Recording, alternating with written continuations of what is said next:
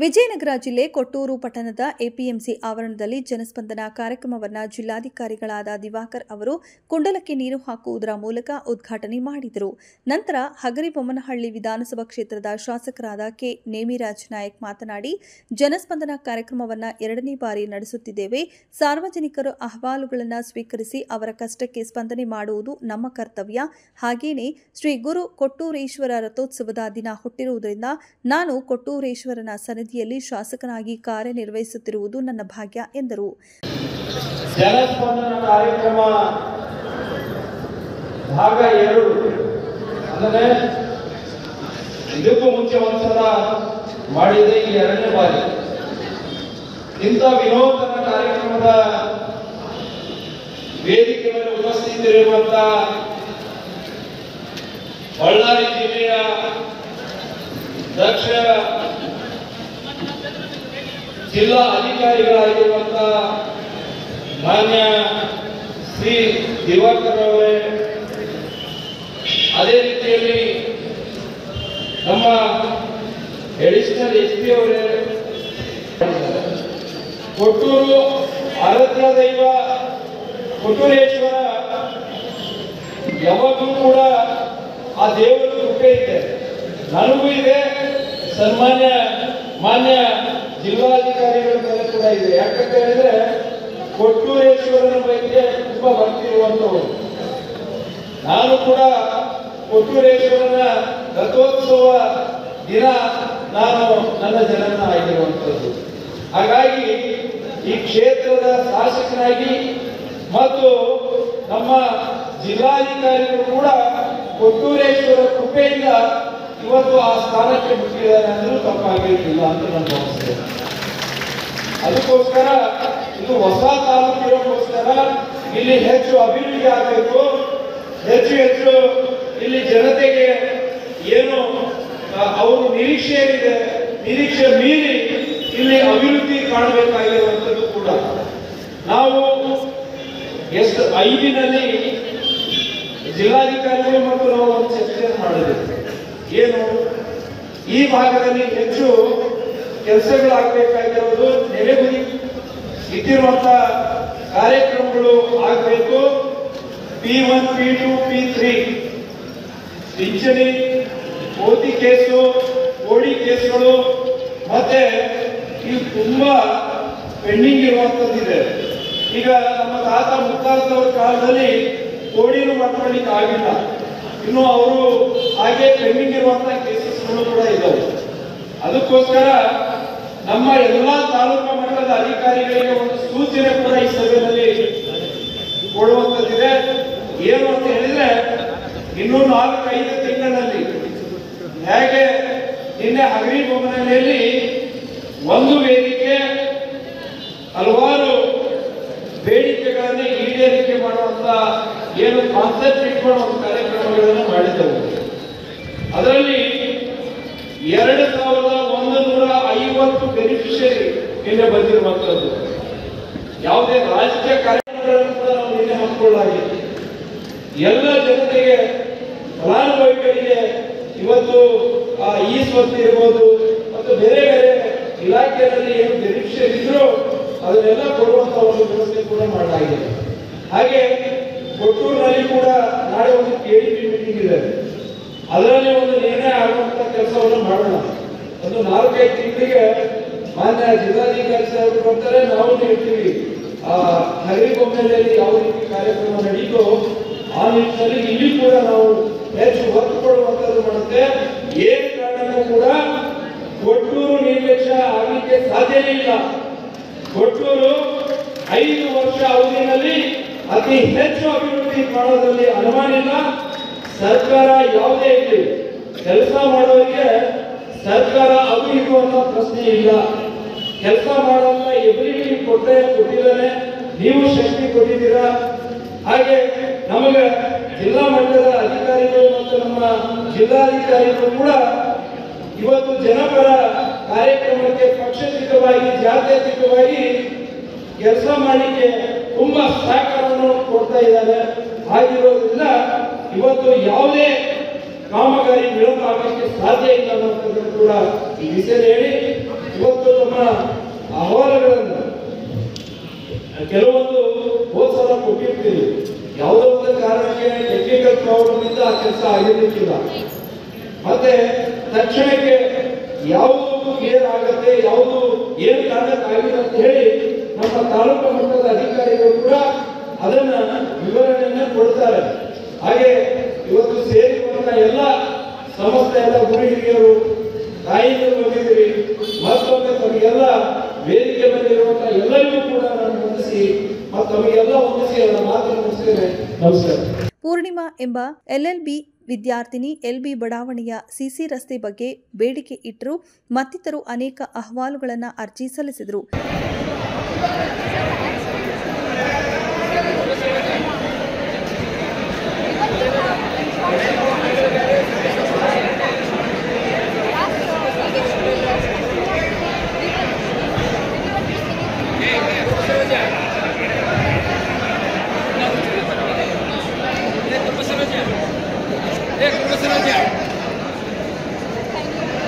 ಈಗ ನಮ್ಮ ಮನೆ ಸುತ್ತಮುತ್ತ ರೋಡ್ ಎಲ್ಲಿ ಬರುತ್ತೆ? ನಿಮ್ಮ ಮನೆ ಎಲ್ಲಿ ಬರುತ್ತೆ? LB ಬಡಾವಣೆ. ಅಲ್ಲಿ ತುಂಬಾ ಆಕ್ಸಿಡೆಂಟ್ ಆಗ್ತಿದ್ವು. ಮೊನ್ನೆ ಒಬ್ರು ಅಂಗವಿಕಲರು ಬಿದ್ದು ಆಕ್ಸಿಡೆಂಟ್ ಆದ್ರು ನಾವು ಕೌನ್ಸಿಲರಿಗೆ ತಿಳಿಸಿದ್ವಿ, ಅವ್ರು ಏನು ಕ್ರಮ ತಗೊಂಡಿಲ್ಲ. ನಮಗ್ ತುಂಬಾ ತೊಂದರೆ ಆಗ್ತಿದೆ. ಈಗ ನಮ್ ತಾಯಿಯವರು ಮನೇಲಿ ಒಬ್ಬರೇ ಇರ್ತಾರೆ.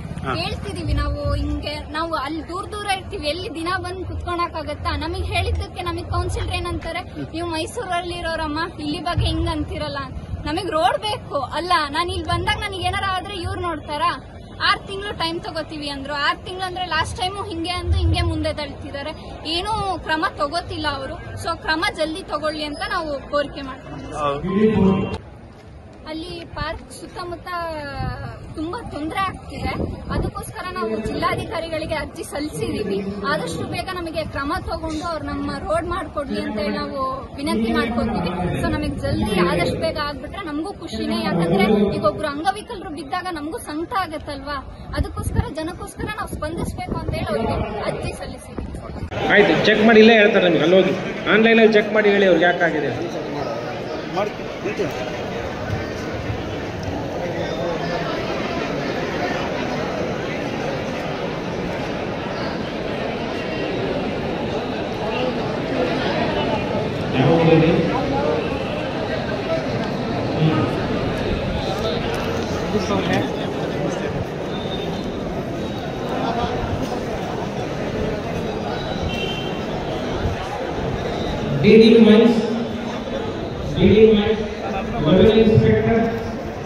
ಹೇಳ್ರಿ, ಏನು ಕೇಳಿದ್ರಿ?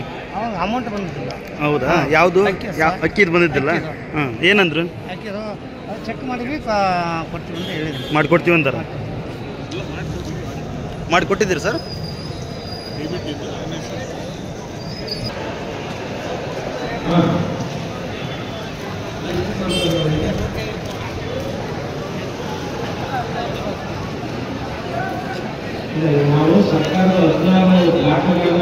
ನಿಮ್ಮ ಬೇಡಿಕೆ ಏನು ಸರ್?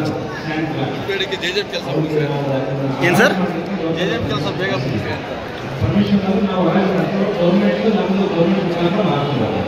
ಈಗ ಯಾರು ಪ್ರೈವೇಟ್ ಎರಡು ಮಾತ್ರ ಈ ಜಿಲ್ಲೆಯಲ್ಲಿ ಪಟ್ಟಣದಲ್ಲಿ ನಡೀತಾ ಇದೆ. ಇದರಲ್ಲಿ ನಿಮಗೆ ರೇಟ್ ಜಾಸ್ತಿ ಆಗುತ್ತೆ ಅಂತ ರೇಟ್ ಮಾಡಬೇಕು. ಅದಕ್ಕೆ ಜಾಸ್ತಿ ಮಾಡ್ತಾರೆ ಕೇಳ್ತಾರೆ ಅವರು.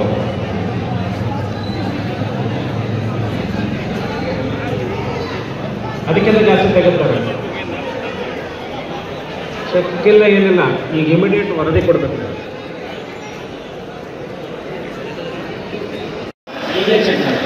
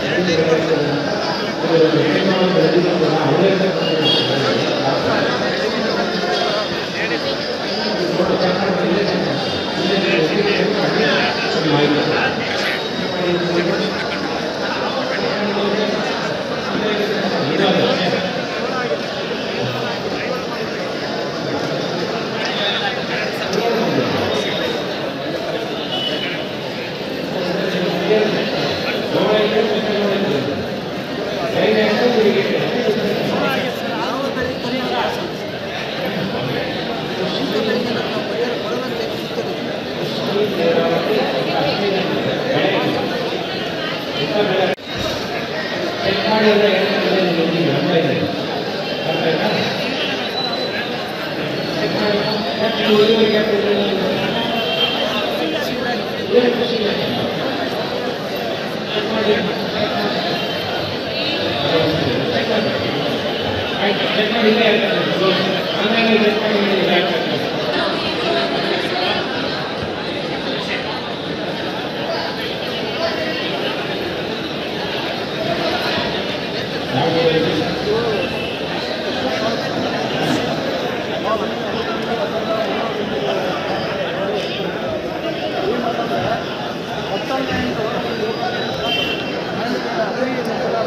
DD Mines, Revenue Inspector, DD Mines and Revenue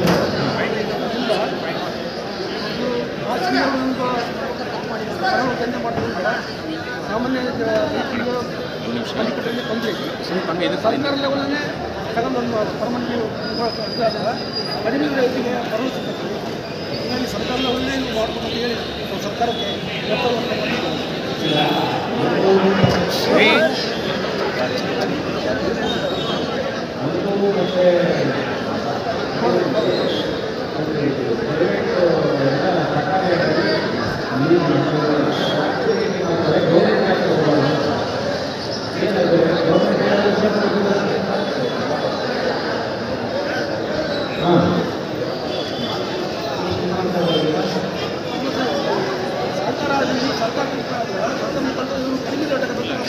ನಾವು ಸರ್ಕಾರದ 16 ಲಾಕ್ಗಳನ್ನು ಐಡೆಂಟಿಫೈ ಮಾಡಿದ್ದೀವಿ. 16 ಟ್ಯಾಂಕ್ ಲಾಕ್ ಅವ್ರಿಗೆ ನಾವು ಅದನ್ನು ಅರೇಂಜ್ ಮಾಡಲಿಕ್ಕೆ ಪರ್ಮಿಷನ್ ಕಳಿಸಿದ್ದೀವಿ. ಆ ಪರ್ಮಿಷನ್ ನಾವು ಅರೇಂಜ್ ಮಾಡ್ಕೊಂಡು ಗೌರ್ಮೆಂಟ್ಗೆ ನಮಗೆ ಗೌರ್ಮೆಂಟ್ ಮಾಡ್ಬೋದು. ಈಗ ಯಾರೋ ಪ್ರೈವೇಟ್ ನಮ್ಮಲ್ಲಿ ಎಲ್ಲರೂ ಮಾತ್ರ ಜಿಲ್ಲೆಯಲ್ಲಿ ಸರ್ಕಾರ ನಡೀತಾ ಇದೆ. ಇದರಲ್ಲಿ ನಿಮಗೆ ರೇಟ್ ಜಾಸ್ತಿ ಆಗ್ತದೆ ಅದಕ್ಕೆ ಜಾಸ್ತಿ ಮಾಡಬೇಕು.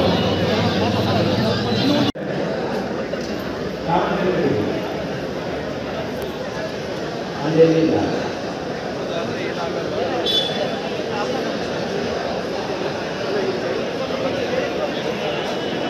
ಹೊಸ ಮಾಡ್ತಾ ಇದ್ದೀವಿ.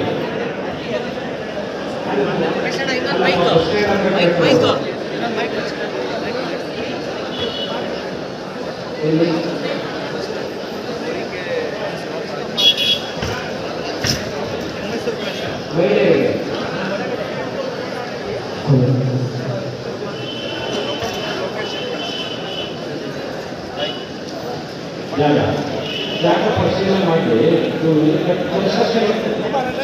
ಜಾಗ ಇದೆ.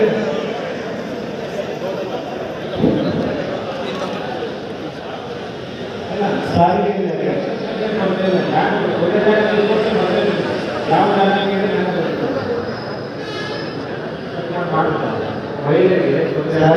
ಯಾವ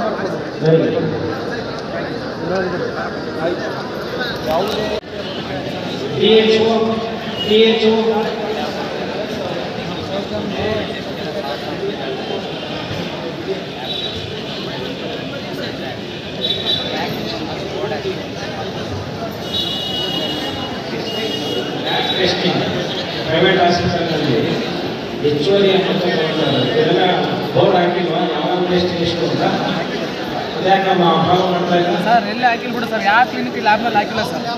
ಹೇಳ್ಬೇಡಿ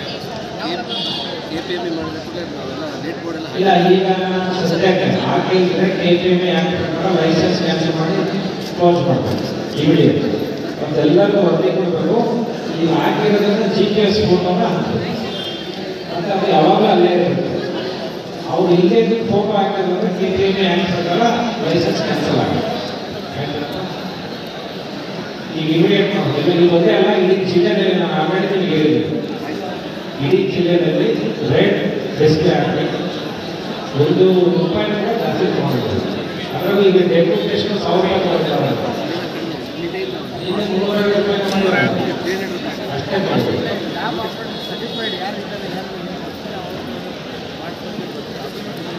ಈಗ ಟೆಸ್ಟಾಗಲಿ ಆರೋಗ್ಯ ಟೆಸ್ಟಾಗಲಿ ರೇಟನ್ನು ಕನ್ನಡ ಮತ್ತು ಸಂಸ್ಕೃತಿ ಇಲಾಖೆ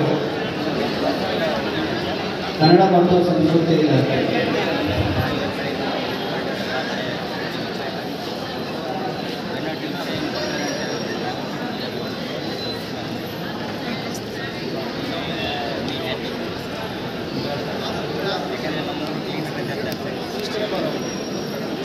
ಕನ್ನಡ ಮತ್ತು ಸಂಸ್ಕೃತಿ ಇಲಾಖೆ